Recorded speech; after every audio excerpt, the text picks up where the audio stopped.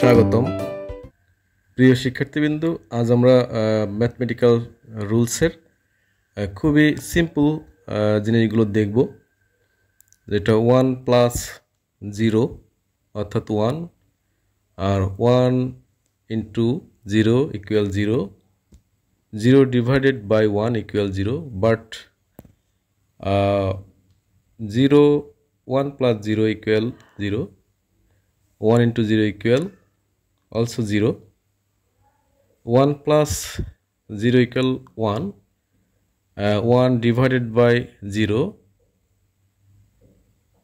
what will be now? এটা কিন্তু undefined, অর্থাৎ এই কোনো কিছুকে 0 দিয়ে ভাগ করলে আনডিফাইন্ড হবে, অসংজ্ঞায়িত বলা যায়। তাহলে আমরা এখন যদি বলি 0কে 0 দিয়ে ভাগ করলে কি হয়, এটাও কিন্তু অসংজ্ঞায়িত হবে। অর্থাৎ 0কে কিন্তু আমরা 0 দিয়ে ভাগ করলে অসংজ্ঞায়িত, অর্থাৎ সামথিং ডিভাইডেড বাই 0 অসংজ্ঞায়িত। 0 দিয়ে কোনো কিছুকেই ভাগ করা যাবে না। আর আমরা যে কাটাকাটি করা, অর্থাৎ কাটাকাটি করে 1 হবে না 0 হবে, এই বিষয় নিয়ে স্টুডেন্টরা অনেক সময় কনফিউজিং হয়ে যায়।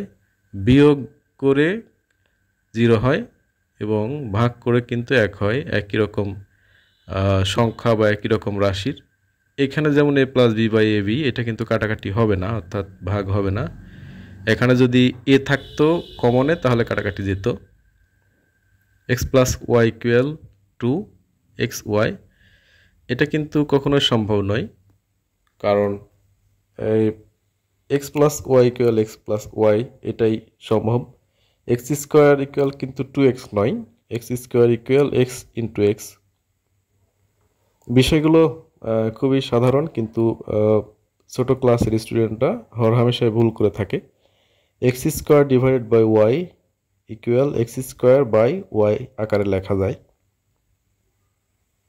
এখন পাওয়ার বা সূচক যদি আমরা চিন্তা করি, তাহলে সামথিং টু দি পাওয়ার 0 অর্থাৎ x to the power 0 equal 1, কিন্তু এক্স 0 হতে পারবে না। এভাবে কিন্তু আমরা লিখতে পারি।